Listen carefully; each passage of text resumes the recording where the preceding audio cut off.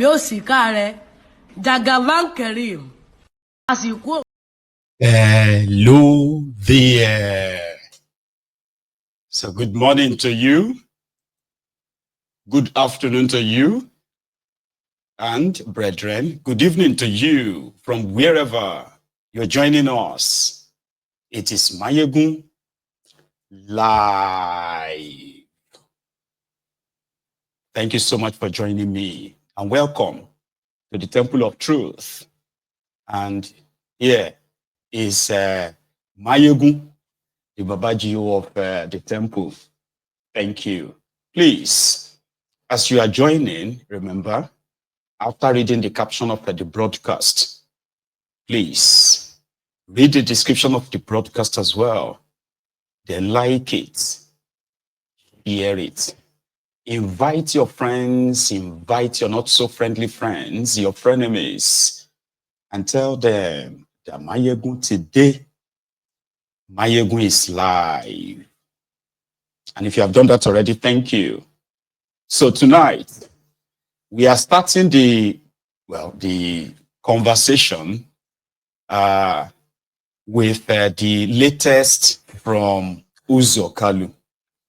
We also have a part where we are going to Abuja, where with the Wiki and Kalu, we're also on another ego tripping, what do you call it, adventure.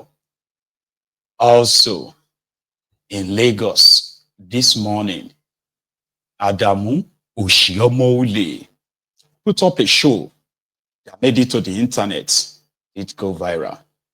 So we'll touch on that too, and many others. And congratulations to that 94-year-old man who finally got rescued. They said he is a monarch, a Kogi king that got freed today. We're going to touch that too. There are several, so if time permits, yeah, maybe we can take calls. So thank you so much. Share the broadcast, right?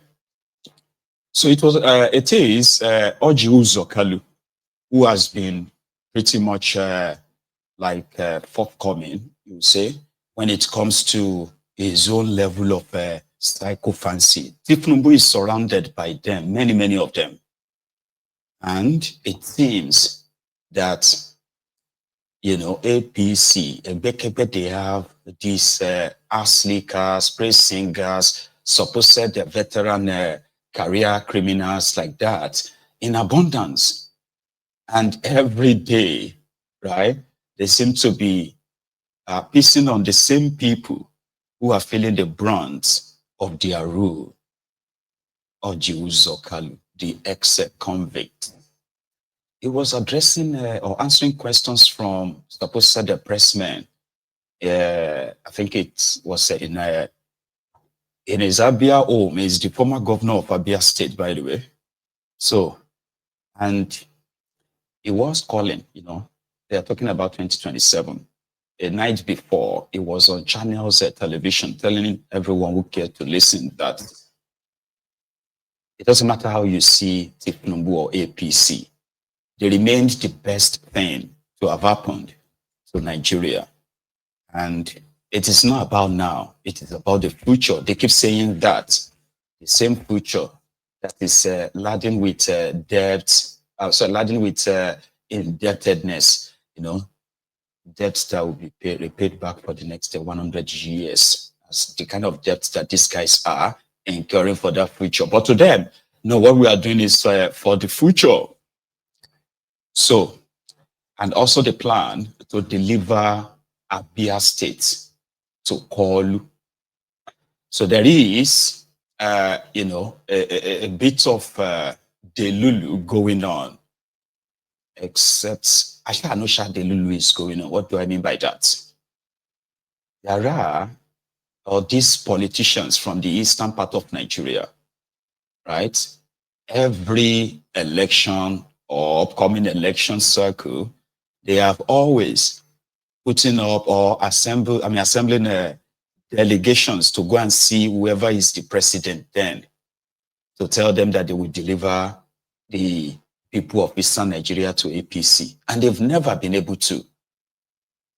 But somehow, right, it is like, repeating the same thing again and again and possibly pretend that people will notice. So Uzor Kalu is saying that the delivering Abia stated to APC, Egbekegbe, start with even capturing the states, right?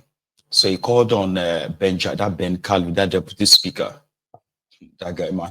Anyway, he called on him to declare his interest now, right? So that there won't be any clash of interest later, so they can possibly take Abia State from Alex.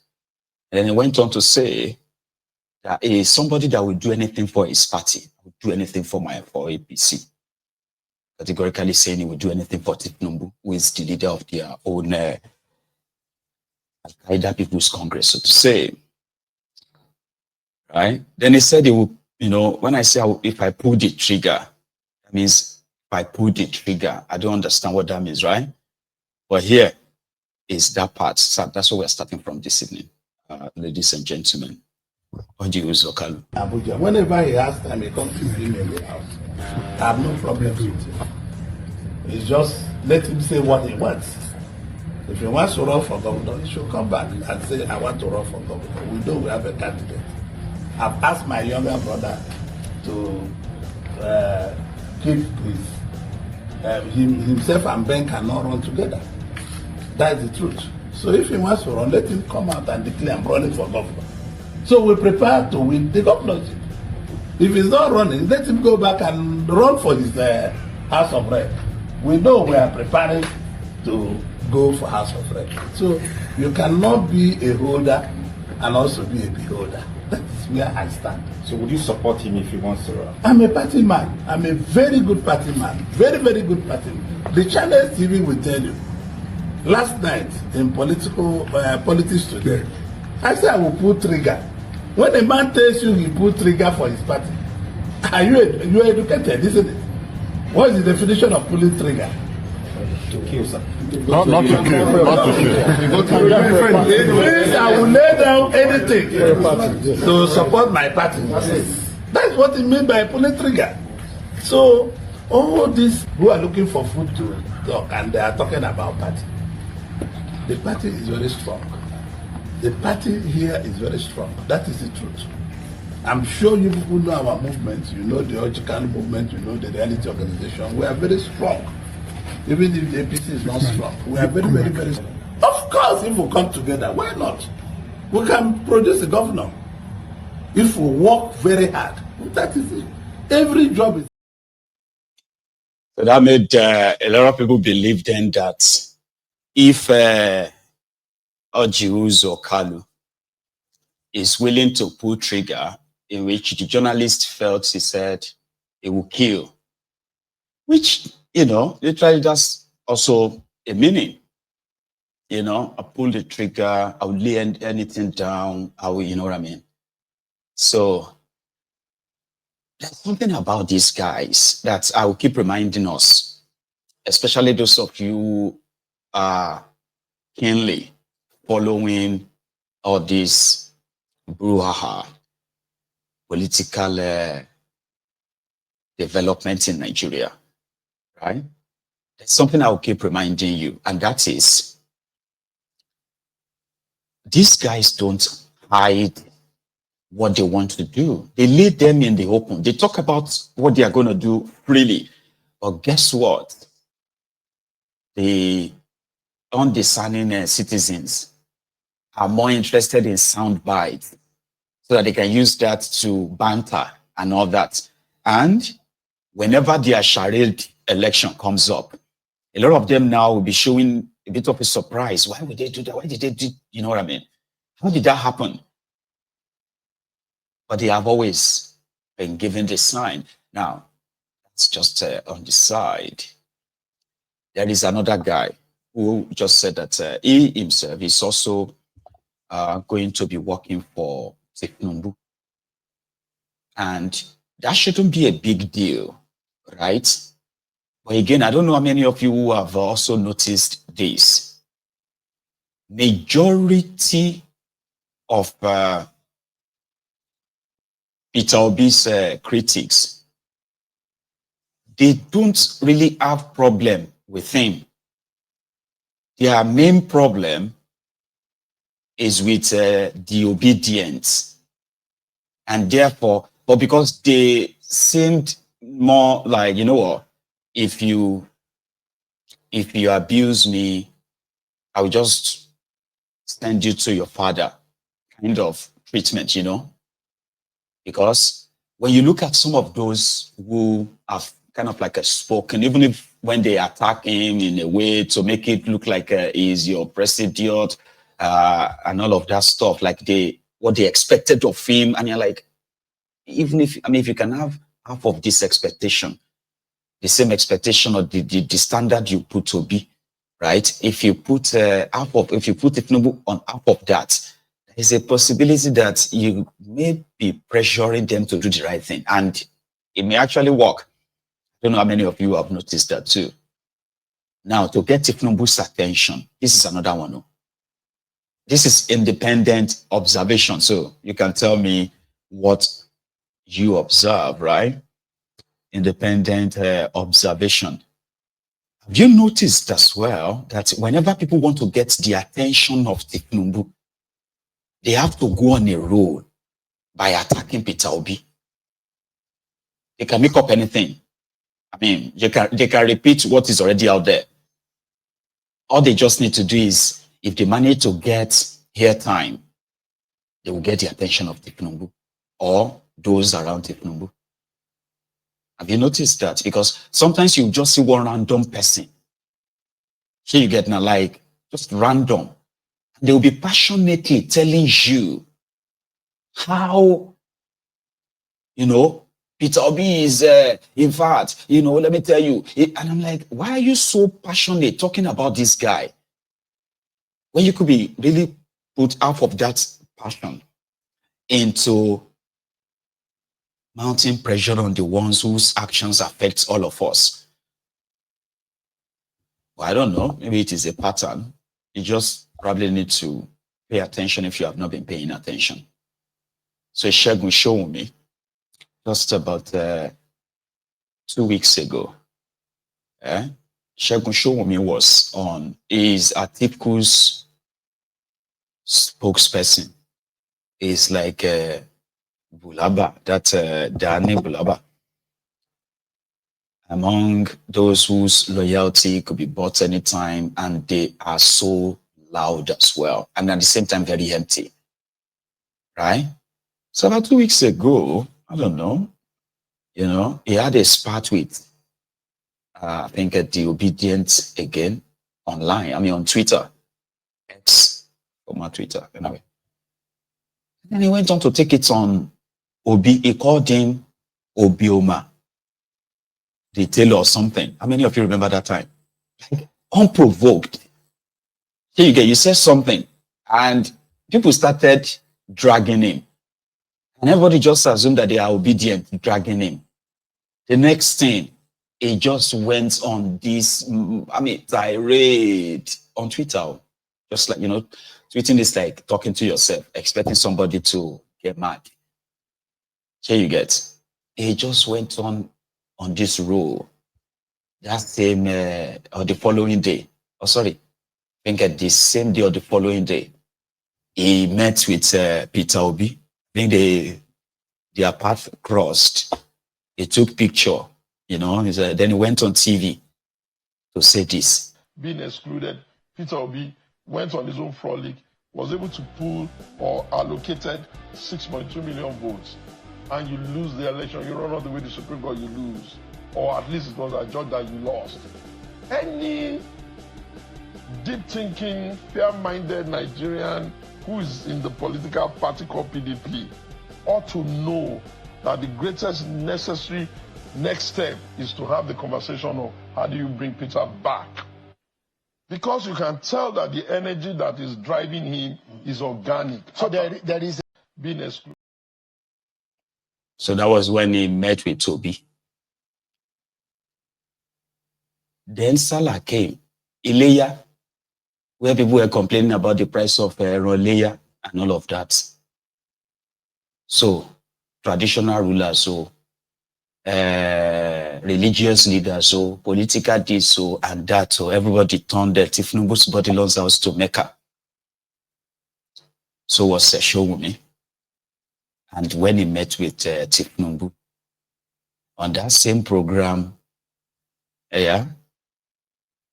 music changed. You visiting the president, does it sound like Ask your question so I can answer. No, I'm asking you. Yeah, okay. I mean, you are anticipating a certain question. No. But I'm building up to that question. Okay, so the question is, does it sound to you, did you get a permission, like Governor Wike said he did, at the world, local government, to get the appointment? Did you get a permission before meeting?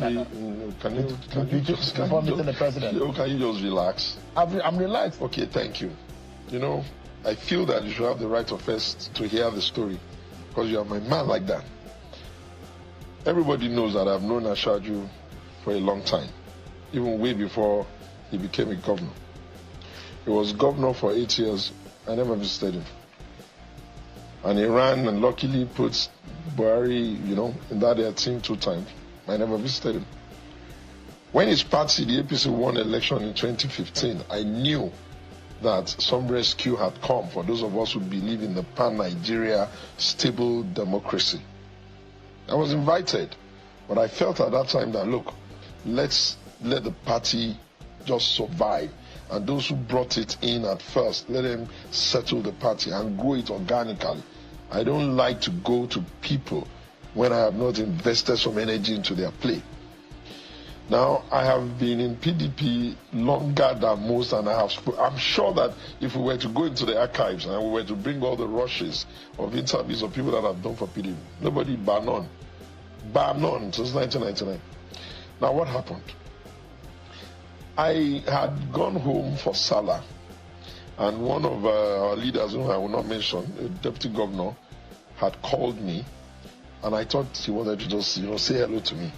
And lo and behold, he said, hold on. And, how are you? This. You have to come and see me. Now, let's just start from the fact that who the hell is the person I'm going to take permission for to see the President of the Federal Republic of Nigeria? So the President spoke to you on the phone of the deputy governor? You are not listening. I'm trying to understand. I'm giving you as much as I can. So if I'm sitting with her, he doesn't understand I'm trying to give you as much as narrative. I'm trying to give you as much as I can within limits. Okay. From the phone of the deputy governor, I knew that I was invited to have a meeting with him. The next day, I was still free. The third day, I had to go. My instinct was, okay, why not? He's been in government now for 2 years. It's not a bad time to go and have a conversation with him. Those who know me well, especially in Ogun, they know that I used to run a program called Lion's Den. Show is hotter than politics today. I don't ask easy questions. I ask very tough questions. I ask very probing questions in the most polite way. But there'll be questions that if you don't answer, you'll even know that you kind of don't know the answer. And I have a deep relationship with the president. I can look at him from a distance and look at what he's doing from a distance without talking to him for 10 years. And I can always put the block, okay, this is why I did it, this is why I did it, this is why I did it. I've known him since 94. And I did not know him as his cheerleader. I knew him as a thought leader. I was engaging in the process of how do we rescue this country. And even at that, I was not in his part, never been. I had to go to him now for 3 reasons. The first was that I was concerned that this democracy was faltering. And I didn't think it was his fault, even though he was mostly blamed. I could not understand how, after about 20-something years, political parties would just suddenly assume that they have an escape route of blaming others for their own woes. I didn't like that, and I wanted to be sure that what was going on there. The second reason is that I began to become a little bit uncomfortable with the demonizing of all policies by those who don't understand what it takes to design futuristic ideas that could work. The third was that I felt, okay, perhaps if I spoke to him, if I visited, we would engage the way we usually engaged, and I'll be able to decipher the state of his. Some people talk about his frailty, and I told you here before that I know him the way his mind works. So I jumped on that invitation. I was actually prepared for Junior, but with all the ensemble.